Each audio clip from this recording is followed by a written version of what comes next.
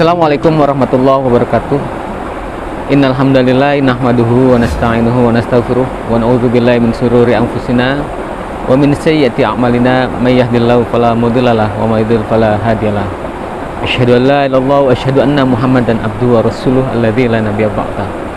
Allahumma sholli ala Muhammad wa ala ali Muhammad kama shallaita ala Ibrahim wa ala ali Ibrahim innaka Hamidum Majid.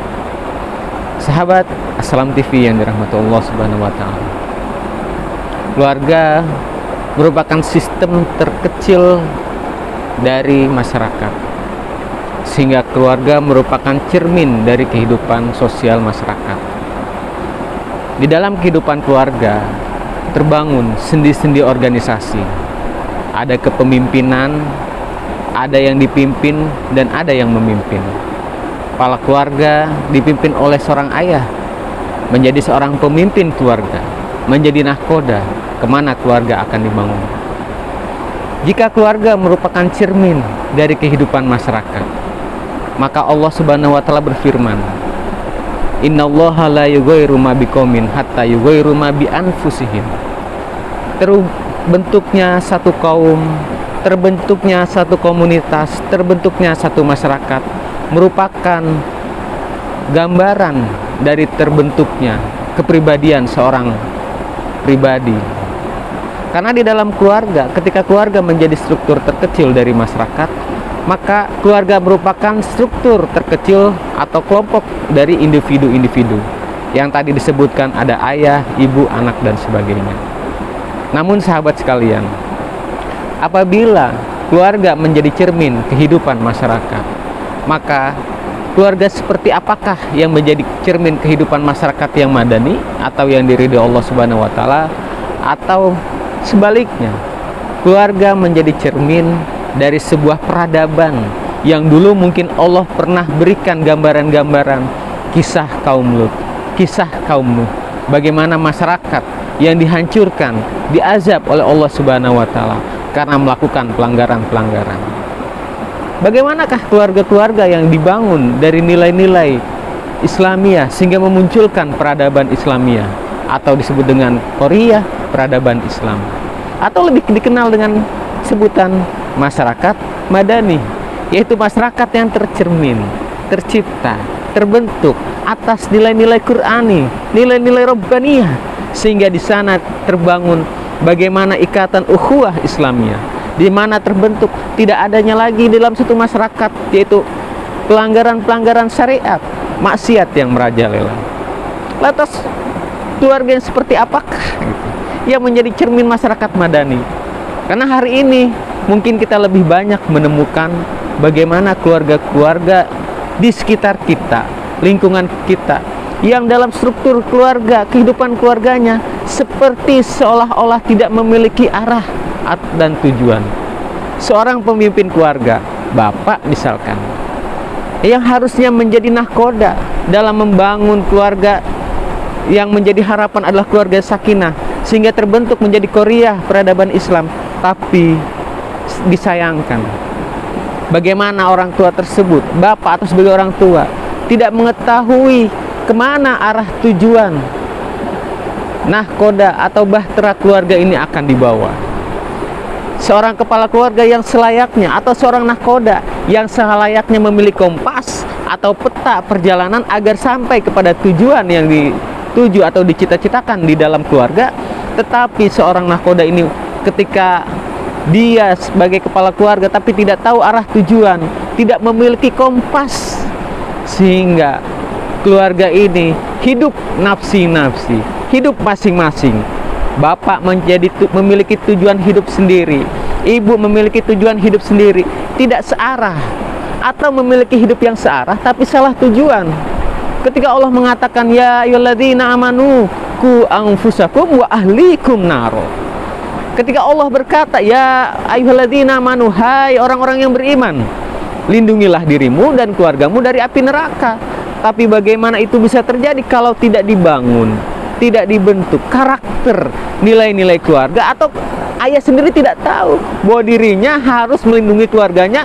Yang paling utama adalah melindungi dari ganasnya, dari bahaya api neraka. Sehingga di sini akan terbangun. Pertama, seorang ayah akan melindungi dirinya sendiri. Dikatakan ku anfusakum. Bagaimana seorang diri harus menjaga dirinya agar terbebas dari api neraka. Yang kedua yaitu lanjutkan wa ahlikum, lalu keluarganya. Maka ini menjadi arah tujuan bagaimana mendapatkan ridho Allah Subhanahu wa taala agar tidak mendapatkan siksa api neraka. Lalu seperti apakah agar keluarga kita menjadi keluarga-keluarga yang sakinah, mawaddah warahmah dan menjadi cermin Qoriah peradaban Islam? Allah gambarkan kehidupan keluarga, bagaimana terbentuknya keluarga, bagaimana idealnya keluarga dalam Islam. Seperti dikisahkan di dalam surah Luqman. A'udzubillahi minasyaitonirrajim. Wa idz qala Luqmanu li ibnihi, dan ketika Luqman berbicara kepada putranya, wa huwa ya'izuhu, dan di sana dia memberikan pelajaran. Apa yang disampaikan? Ya bunayya, dengan kalimat yang lembut, kalimat yang halus, panggilan yang dirindukan oleh anak-anaknya, bukan panggilan sembarangan gitu. Sehingga ya bunaya, wahai anakku, wahai fulan, wahai anakku, ini adalah panggilan sayang. Sehingga anak benar-benar menerima kasih sayangnya. Apa yang diberikan dari wujud kasih sayang tersebut dikatakan ya bunaya la tusyrik billah, wahai anakku. Kasih sayang Luqman kepada anaknya adalah la tusyrik billah, jangan menyekutukan Allah. Kenapa? Karena inna syirka la zulmun azim. Karena sesungguhnya perbuatan syirik itu adalah merupakan dosa besar. Oleh karena itu, sebagai seorang ayah, Luqman Al-Hakim mengutamakan bagaimana membentuk karakter akidah kepada putranya.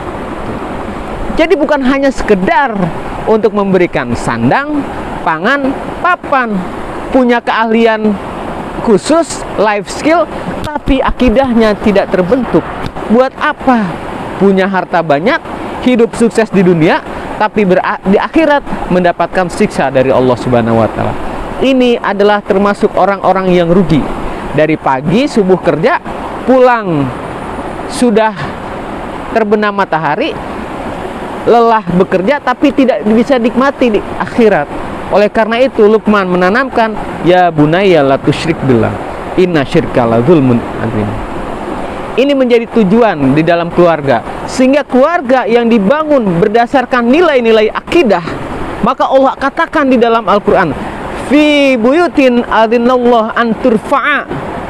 Apa yang Allah katakan? Fi buyutin, di dalam rumah-rumah mereka, di dalam rumah-rumah tersebut Allah an turfa'a, Allah ditinggikan, Allah menjadi tujuan, sehingga tidak boleh ada maksiat di dalam keluarga tersebut. Tidak boleh ada yang melakukan maksiat di dalamnya. Oleh karena itu keluarga yang dibangun atas dasar nilai-nilai akidah akan memiliki tujuan mardhatillah, ridho Allah Subhanahu wa taala, baik ayah, ibu atau istri maupun anak-anaknya. Sehingga ada penyampaian yang harus disampaikan kepada anak-anaknya. Ada nasihat yang dilanjutkan dengan wa yuzkaru fi hasbuhu, nama-nama Allah senantiasa dizikirkan di dalamnya. Zikir ini adalah mengingat, bukan hanya mengingat, yang dimaksud adalah bukan hanya zikrul lisan, tapi mengingat atas jati dirinya, siapa dirinya, kemudian untuk apa dirinya, akan kemana dirinya. Maka di dalam keluarga itu dibangun siapa sesungguhnya kita, sehingga seorang suami di dalam rumah tangga tersebut bukanlah menjadi suami yang otoriter. Suami hanya sebagai pelaksana, penyelenggara nilai-nilai syariat dan penanggung jawab terlaksananya nilai-nilai syariat. Itu adalah suami yang soleh. Jadi kalau udah suami seperti ini, seorang istri, seorang anak harus patuh kepada suaminya, karena suami tersebut tidak akan melepaskan, meridhoi nilai-nilai maksiat terjadi di dalam keluarganya. Dan suami tersebut akan menjadikan nilai-nilai tauhid, ridho Allah Subhanahu wa taala akan menjadi tujuan dalam hidupnya. Akan meninggalkan nilai-nilai lagwi atau lago atau yang sia-sia. Seperti hari ini kita banyak melihat bagaimana keluarga hanya bagaimana memenuhi kebutuhan syahwatnya, hawa nafsunya. Diberikan kemudahan-kemudahan bukan untuk ibadah, tapi untuk berleha-leha, untuk bersantai-santai, lupa terhadap tanggung jawab dirinya di hadapan Allah Subhanahu wa taala. Oleh karena itu ada wa yuzkaru fi hasmuhu, yaitu bagaimana agar Allah disebutkan, diingat di dalam rumah tersebut. Sehingga ketika anaknya yang masih kecil belum tahu tuh nama-nama Allah, belum mengenal siapa Allah, maka diajarkan di dalamnya seperti kisah Luqman tadi, mengajarkan, menanamkan. Itu adalah tanggung jawab seorang pemimpin keluarga. Seorang pemimpin keluarga akan mempertanggungjawabkan ketetapan Allah di dalam rumah tangganya, apakah terlaksana atau diabaikan. Kemudian yang ketiga, yusabbihu lahu fiha bil ghudwi wal asal. Ada sarana tasbih, saling mengingatkan, evaluasi, sehingga di dalam rumah tangga itu ketika dalam melakukan mengharungi samudra kehidupan, kemudian akan menemukan ujian, cobaan dan halangan, bahkan mungkin ada kekhilafan-kekhilafan baik dari kepala keluarga maupun keluarga lainnya seperti istri dan anak-anaknya. Maka ini harus dibangun nilai tasbih, saling mengingatkan, karena seorang pemimpin itu juga manusia yang terkadang melakukan kesalahan, baik yang disengaja maupun yang tidak disengaja. Itulah fungsinya istri. Apa? Untuk mengingatkan suaminya ketika lalai, bukan hanya sekedar menagih mana tanggung jawabmu sebagai seorang suami, bukan hanya sekedar itu, tapi berperan bersama dalam rangka membangun keluarga yang sakinah, sehingga keluarga itu betul-betul mendapatkan ridho Allah Subhanahu wa Ta'ala. Sehingga ketika demikian, mudah-mudahan di dalam keluarga itu tidak lagi melakukan nilai-nilai kesalahan-kesalahan yang menyebabkan keluarga itu menjadi keluarga yang dimurkai oleh Allah Subhanahu wa Ta'ala. Tasbih, diingatkan. Maka di sini ketika suami mengingatkan istrinya, jangan marah istrinya ketika diingatkan oleh suami. Kenapa? Karena istri merupakan tercipta dari tulang rusuk. Tulang rusuk itu bengkok. Maka harus menyadari bahwa dirinya harus diluruskan oleh suami. Maka berbahagialah ketika seorang suami mampu mengingatkan istrinya, mampu membimbing istrinya, mengajak istrinya agar mendapatkan ridho Allah Subhanahu wa Ta'ala. Sebaliknya, suami kalau diingatkan oleh istri, jangan marah gitu. Asalkan si istri menyampaikan dengan nilai-nilai tidak merendahkan, tapi mengingatkan dalam rangka sayang kepada suaminya agar tidak melakukan pelanggaran atau tidak melakukan dosa-dosa atau tidak melakukan maksiat kepada Allah Subhanahu wa Ta'ala. Maka kalau sudah demikian, inilah yang dimaksud keluarga sebagai cermin Qoriyah peradaban Islam. Indonesia merupakan negara dengan penduduk muslim terbesar.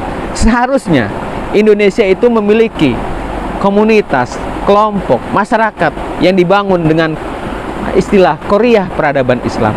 Tapi kenapa sampai hari ini belum terbangun, belum tercipta? Mungkin kita belum banyak mendalami nilai-nilai Al-Quran, bagaimana Al-Quran membimbing umat Islam di dalam kehidupan pribadi maupun dalam kehidupan keluarga, sehingga keluarga itu menjadi keluarga yang diselamatkan oleh Allah Subhanahu wa Ta'ala.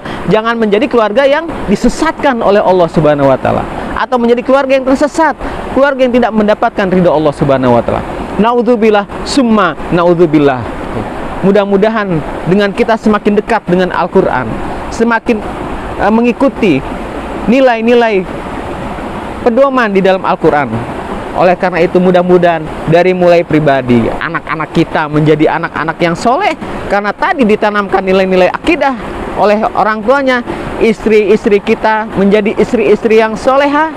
Kenapa? Karena meyakini status, tugas, dan fungsinya dalam rangka beribadah kepada Allah Subhanahu wa Ta'ala, khidmatnya kepada suami dalam rangka ibadah kepada Allah Subhanahu wa Ta'ala, taatnya kepada suami dalam rangka beribadah kepada Allah Subhanahu wa Ta'ala. Dan yang paling utama, seorang pemimpin keluarga tidak kehilangan kompas, memiliki peta, arah, tujuan, sehingga dia tahu betul kemana keluarga ini akan dibawa, tahu betul kemana arah bahtera rumah tangga ini akan diselamatkan. Mudah-mudahan kita semua menjadi keluarga yang diridhoi oleh Allah Subhanahu wa Ta'ala dan menjadi cermin Qoriyah peradaban Islam. Mari kita bercermin, samakan dengan Al-Quran. Apakah kita sesuai dengan Al-Quran atau belum? Nastaghfirullah li wa lakum. Wassalamualaikum warahmatullahi wabarakatuh.